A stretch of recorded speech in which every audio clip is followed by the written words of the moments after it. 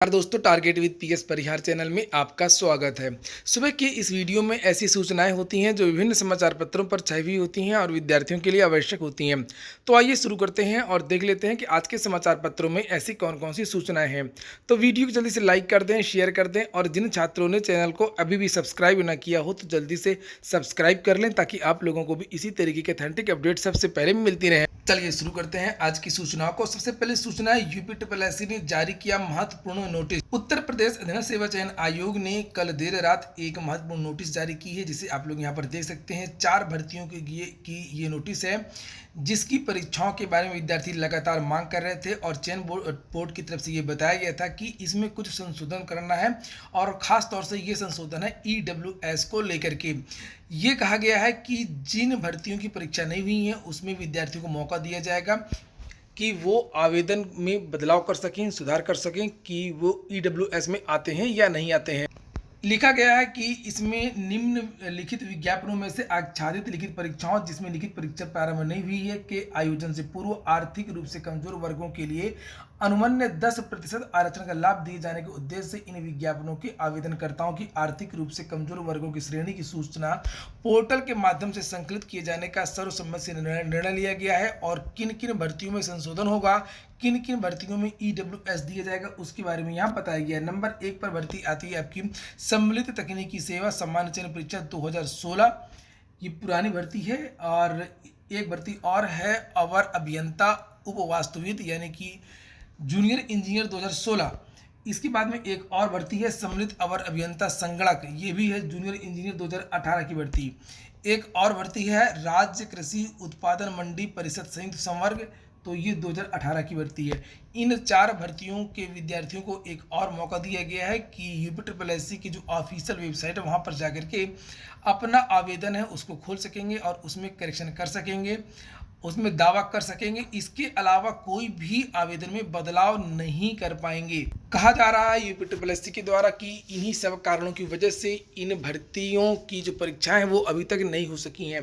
तो आखिरकार ये जो दावा है और ये जो चीज़ें हैं ये पहले क्यों नहीं की गई हैं? अब जब चुनाव नज़दीक हैं तब इस तरीके की नोटिस और इस तरीके के बदलाव किए जा रहे हैं। ईडब्ल्यूएस का आवेदन लेने के बावजूद भी ऐसा नहीं है कि इन भर्तियों की जो परीक्षाएं वो जल्दी होंगी।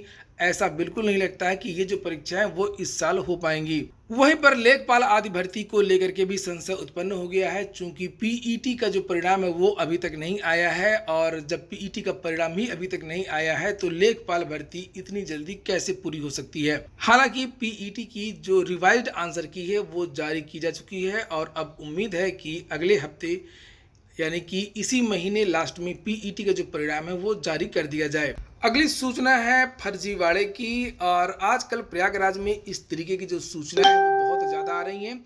जैसा कि आप लोग यहाँ देख रहे हैं, एसएससी में दूसरे की जगह परीक्षा देते 23 गिरफ्तार।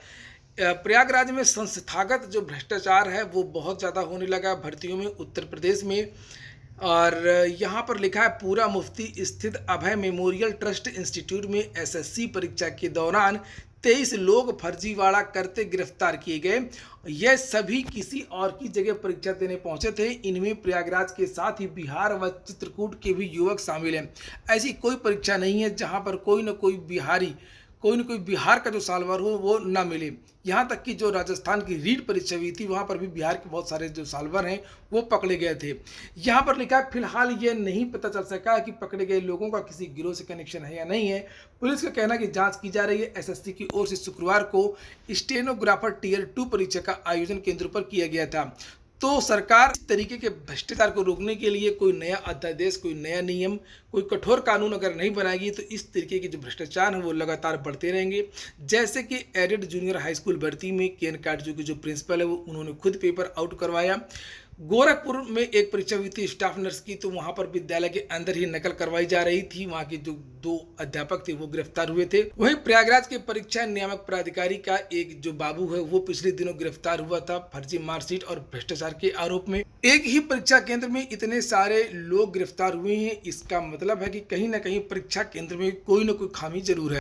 फिर से आपको याद दिला दूं कि आप लोग वीडियो को लाइक अवश्य कर दिया करें और जो छात्र वीडियो को शेयर कर सकते हो फेसबुक व्हाट्सएप इत्यादि में तो शेयर भी कर दिया करें। अगली सूचना है एडेड जूनियर हाई स्कूल भर्ती की। सहायक अध्यापक व प्रधानाध्यापक भर्ती परिषद 2021 की जूनियर हाई स्कूल में सहायक अध्यापक और प्रधानाध्यापक भर्ती परीक्षा 2021 की उत्तरमाला शुक्रवार को जारी कर दी गई है। परीक्षा नियामक प्राधिकारी ने बताया कि उत्तरमाला updirect.gov.in पर उपलब्ध अभ्यर्थी अपनी ऑनलाइन आपत्ति जो है वो 26 अक्टूबर तक दर्ज करा सकते हैं। सचिव परीक्षा नियामक प्राधिकारी कार्यालय की ओर से सहायक अध्यापक के 1504 और प्रधानाध्यापक के 390 पदों पर भर्ती के लिए 17 अक्टूबर को परीक्षा हुई थी। पंजीकृत 3,57,474 अभ्यर्थियों में से 2,87,365 ने परीक्षा दी थी।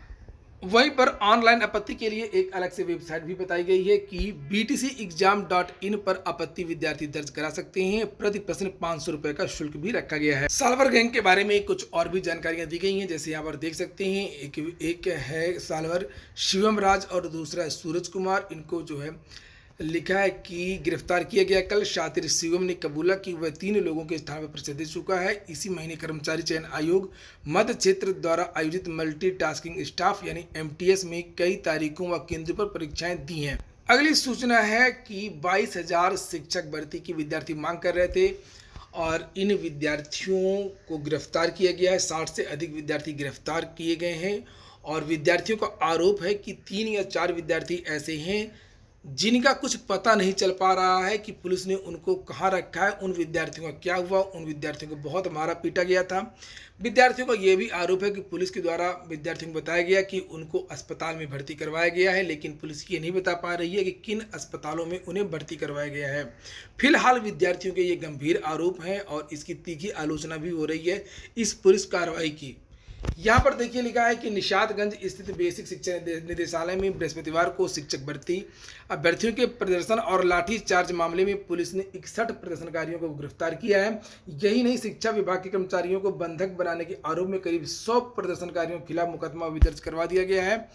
कार्रवाई के बाद शुक्रवार को निदेशालय पर भारी सुरक्षा के इंतजाम किए गए हैं। प्रभारी निरीक्षक महानगर प्रदीप सिंह के मुताबिक बेसिक शिक्षा निदेशालय के प्रशासनिक अधिकारी संजय कुमार शुक्ला ने करीब 100 अज्ञात प्रदर्शनकारियों के खिलाफ बंधक बनाने, बलवा, सरकारी काम में बाधा पहुंचाने, धमकी देने समेत कई धाराओं में मुकदमा दर्ज किया गया है।